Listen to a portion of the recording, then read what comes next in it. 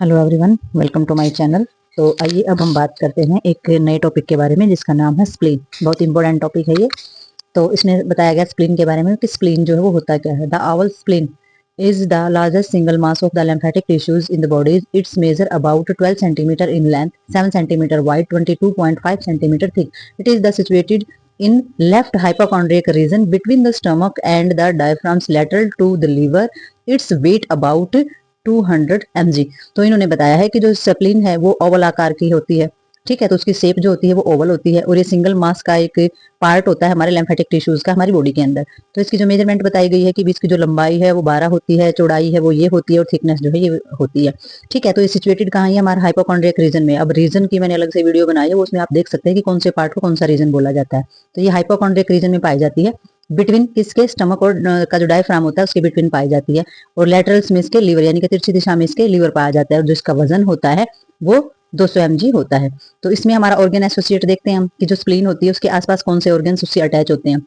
तो इसमें superiorly and posteriorly देखा गया कि ऊपर के हिस्से में और पीछे के हिस्से में हमारा डायफ्राम होता है। फिर इन्फीरियरली यानी कि जो नीचे वाला जो पार्ट होता है उसमें क्या होता है? लेफ्ट कोलिक फ्लेक्स से जुड़ा होता है, जैसे कि लार्ज इंटेस्टाइन्स हमारी। ठीक है, जो कोलन होती है नीचे के हिस्से से वो जुड़ी हुई होती है।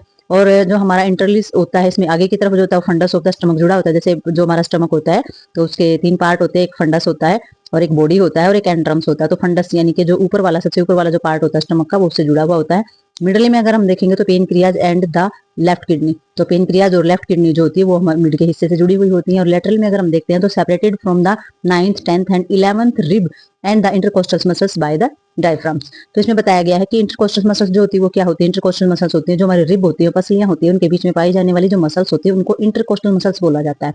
तो वो जो मसल्स होती है उसमें जो हमारी 9th रिब है, 10th रिब है और 11th रिब है, तो इनके बीच में जो पाई जाने वाली जो मांसपेशियां हमारी होती हैं उनके साथ जो है वो हमारी स्प्लीन है वो अटैच पाई जाती है। तो आइए आगे देखते हैं हम स्प्लीन के बारे में कि कैसा दिखाई देता है हमारा। आइए अब हम देखते हैं स्प्लीन का थोड़ा सा डायग्राम, उसमें से समझते हैं कि जो हमारी स्प्लीन है वो दिखती कैसे। तो देख सकते हैं आवर शेप इसकी है।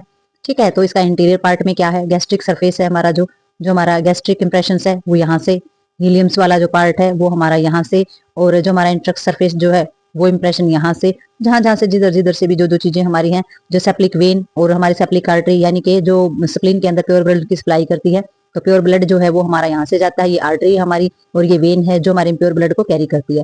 तो इसमें स्प्लिक वेन और स्प्लिक आर्टरी जो है वो दिखाई हुई है।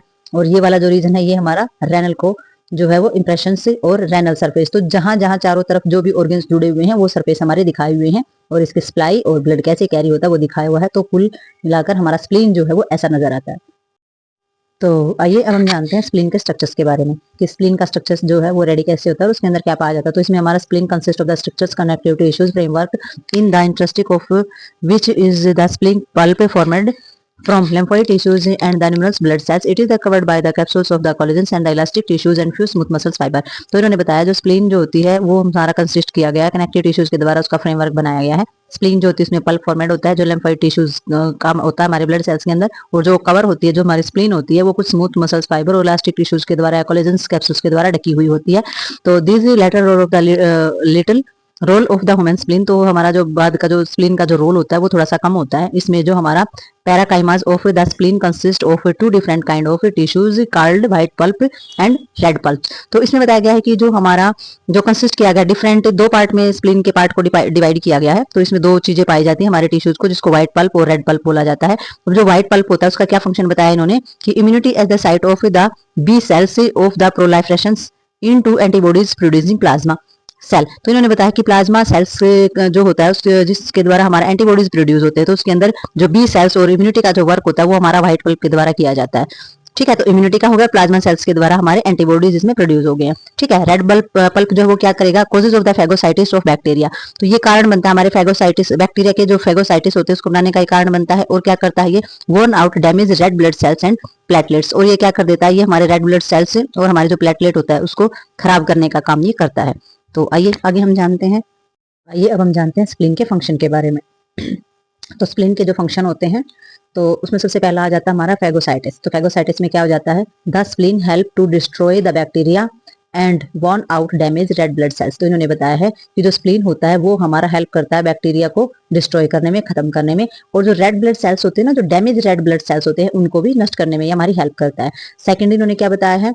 ये हमारा स्टोरेज ऑफ ब्लड। तो ये ब्लड को स्टोर करता है। ब्लड को स्टोर कैसे करता है? स्प्लीन जो है वो कंटेन कर सकती है 350 ml of blood and the response of the sympathetic stimulations can returns a large part of this volume to the circulations for example in the haemorrhage. तो इन्होंने बताया है कि जो स्प्लीन जो होती है उसमें 350 ml ब्लड जो है वो स्टोर हो सकता है, और वो कब रिस्पॉन्स करेगा?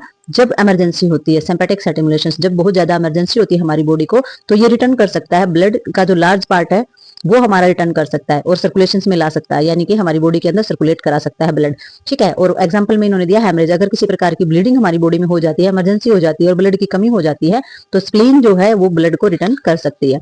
ठीक है। नेक्स्ट हमारा नंबर 3 में इन्होंने बताया है इम्यून रिस्पॉन्स। तो इम्यून रिस्पॉन्स में इन्होंने क्या बताया है? The T and B lymphocytes are activated by the antigen. तो एंटीजन के द्वारा हमारे जो टी और बी lymphocytes होते हैं वो हमारे क्या किए जाते हैं? एक्टिवेट किए जाते हैं, एक्टिव होते हैं वो। ठीक है। और इन infections produce the antibodies and increase the immunity against infection. तो इसमें क्या होता है? जब हमारी बॉडी के अंदर इन्फेक्शन प्रोड्यूस होता है तो एंटीबॉडीज इंक्रीज हो जाते हैं और वो इम्यूनिटी के अगेंस्ट, इम्यूनिटी यानी कि वो इम्यूनिटी को प्रोड्यूस करते हैं इन्फेक्शन के अगेंस्ट, यानी कि इन्फेक्शन से लड़ने की जो ताकत होती है वो एंटीबॉडीज में होती है, तो उसको वो प्रोड्यूस करना स्टार्ट कर देते हैं। नेक्स्ट हमारा आ जाता है एरिथ्रोपोसिस। एरिथ्रोपोसिस में क्या आ जाता है? The spleen and the liver are important site of the fetal blood cells productions and the spleen can also fulfill this function in adults in times of great needs। तो इन्होंने बताया है erythropoiesis एक प्रोसेस है, उसमें इन्होंने बताया है कि ये जो प्रोसेस होता है हमारा स्प्लीन और जो लीवर होती है बहुत ही इंपोर्टेंट होते हैं, साइट होती है फीटल के ब्लड सेल्स प्रोडक्शन के लिए। तो फीटल क्या होता है? फीटल होता है जब बच्चा माँ के पेट में होता है, जो भ्रूण हम जिसको बोलते हैं, तो उस समय पर जो हमारी जो ब्लड सेल्स की जो प्रोडक्शन होती है वो लीवर और स्प्लीन में बहुत ज्यादा मात्रा में होती है। और जो स्प्लीन होती है वो क्या करती है? वो कब कर सकती है फुलफिल? ये एक एडल्ट्स को भी फुलफिल कर सकती है। कब कर सकती है? जब adults time of great need, जब बहुत ज्यादा जरूरत उसे ब्लड की होती है, तो एक एडल्ट्स में भी वो ब्लड की जो नीड होती है उसको फुलफिल करने का काम कर सकती है। तो आई होप आपको ये समझ में आया स्प्लीन का जो टॉपिक थे हमारे, स्प्लीन के फंक्शन है या उसकी बनावट है, स्ट्रक्चर्स है, एसोसिएट है, डेफिनेशन है, ये सारा का सारा जो है 15 नंबर में भी हमारा स्प्लीन का एग्जाम के अंदर आ जाता है। और फंक्शन तो डेफिनेटली 5 या 7 नंबर में फंक्शन तो आ ही जाते हैं, और स्प्लीन का जो डायग्राम है वो भी हमारा एग्जाम के अंदर आ सकता है।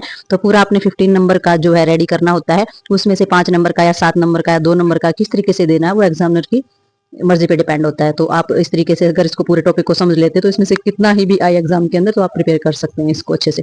ठीक है। तो आई होप आपको ये पूरा का पूरा टॉपिक अच्छे से समझ में आया हो। तो चलिए मिलते हैं किसी नेक्स्ट टॉपिक में, नेक्स्ट चैप्टर में एक अच्छे से टॉपिक के साथ। तब तक के लिए बाय बाय।